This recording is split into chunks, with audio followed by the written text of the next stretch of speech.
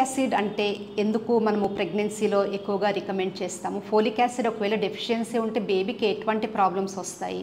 మనకి ప్రెగ్నెన్సీ ముందు నుంచి ఒకవేళ ప్రెగ్నెన్సీ ప్లాన్ చేసుకున్నప్పుడు ముందు నుంచి ఎందుకు మనము ఈ ఫోలిక్ యాసిడ్ అనేది రికమెండ్ చేస్తామన్నది ఈ వీడియోలో ఎక్స్ప్లెయిన్ చేస్తాను. ఫోలిక్ యాసిడ్ అంటే విటమిన్ B9 అంటారు. ఈ ఫోలిక్ యాసిడ్ ముఖ్యంగా మనకి DNA ఫార్మేషన్ కానీ లేదంటే మనకి RBCs అంటే రక్త కణాల ఫార్మేషన్ కానీ లేదంటే సెల్ ఫార్మేషన్ కూడా చాలా ఇంపార్టెంట్ గేమ్ ప్లే చేస్తుంది. దాంతోపాటు ఏంటంటే మనకి బేబీ ప్రెగ్నెన్సీతో ఉన్నప్పుడు లోపల ఫీటస్ కూడా ఈ నరాల అభివృద్ధికి ఈ ఫోలిక్ యాసిడ్ అనేది చాలా ఇంపార్టెంట్. అంటే ప్రెగ్నెన్సీ అయినప్పుడు ఈ ఫోలిక్ యాసిడ్ ఎందుకు ప్రాముఖ్యత సంతరించుకుంటుంది అంటే ఫోలిక్ యాసిడ్ డెఫిషియన్సీ ఉన్నప్పుడు మనకి అంటే యూజువల్గా ఏమవుతుందంటే మనకి న్యూరల్ ట్యూబ్ అన్నది ఫామ్ అన్నది మనకి 3 వీక్స్ ఆఫ్ ప్రెగ్నెన్సీ అప్పుడే డెవలప్ అవుతుంది. అంటే న్యూరల్ ట్యూబ్ ఎందుకు ఇంపార్టెంట్ అంటే ఈ న్యూరల్ ట్యూబ్ల నుంచి మనకి పాపకి సంబంధించి బ్రెయిన్ కానీ లేదంటే స్పైనల్ కార్డ్ అనేది ఫామ్ అవుతుంది.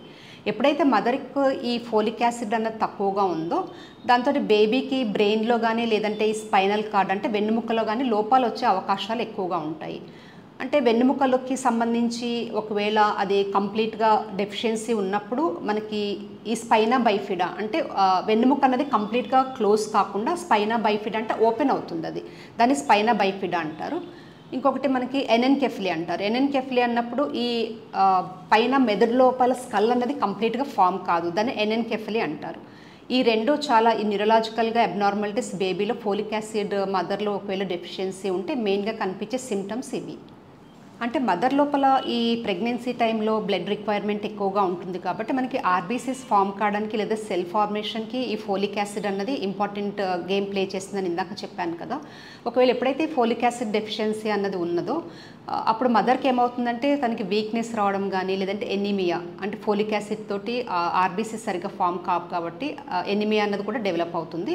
దాంతో వాళ్ళకి శ్వాస తీసుకోవడంలో చాలా ఇబ్బందిగా ఉంటుంది. అంటే బ్రెత్లెస్నెస్ ఫీల్ అవుతారు, కొంచెం పని చేయంగానే టైర్డ్నెస్ అనిపించడం కానీ లేదంటే బ్రెత్లెస్ అవ్వడం కానీ ఇవి రెండు కూడా ఉంటాయి. బేబీ లోపల మనకి ఈ సెల్ డెవలప్మెంట్కి ఒకటి మళ్ళీ కణజాలం అభివృద్ధి చెందడానికి కూడా ఈ ఫోలిక్ యాసిడ్ అనేది మెయిన్ ఇంపార్టెంట్ గేమ్ ప్లే చేస్తుంది. ఒకవేళ మనకి డిఎన్ఏలో లోపాలు ఉన్నప్పుడు ఇందాక నేను చెప్పినట్టు బేబీకి స్పైనా బైఫిడా కానీ లేదంటే ఎనెన్కెఫ్లీ బేబీస్ డెవలప్ అయ్యే అవకాశాలు ఎక్కువగా ఉంటాయి. యాసిడ్ తోటి ఇంకా బెనిఫిట్స్ ఏంటంటే బేబీ వెయిట్ అనేది కరెక్ట్గా పెరగడానికి లేదంటే ప్రీటర్మ్ డెలివరీస్ అంటే మనకి నెలలు నిండక ముందే డెలివరీ అయ్యే అవకాశాలు ఒకవేళ ఫోలిక్ యాసిడ్ తక్కువగా ఉన్నప్పుడు ఈ ప్రీమెచ్యూర్ డెలివరీస్ అనేవి చాలా కామన్గా కనిపిస్తాయి. అంటే బేబీ అనేది IUGR బేబీస్ అంటారు. బేబీ అన్నది గ్రోత్ అనేది తక్కువగా ఉంటుంది కంపేర్ టు వేరే వాళ్ళతో కంపేర్ చేస్తే ఫోలిక్ యాసిడ్ డెఫిషియన్సీ ఉన్న వాళ్ళకి. అంటే శిశువు మనకి ఆరోగ్యంగా కానీ లేదంటే కంప్లీట్ హెల్తీ బేబీ కావాలంటే ఫోలిక్ యాసిడ్ అనేది చాలా ముఖ్యమైనది. సాధారణంగా ఎంతవరకు మనము ఫోలిక్ యాసిడ్ రికమెండ్ చేస్తామంటే 400 నుంచి 600 మైక్రోగ్రామ్స్ వరకు ప్రెగ్నెన్సీ టైం అప్పుడు అడ్వైస్ చేస్తాము.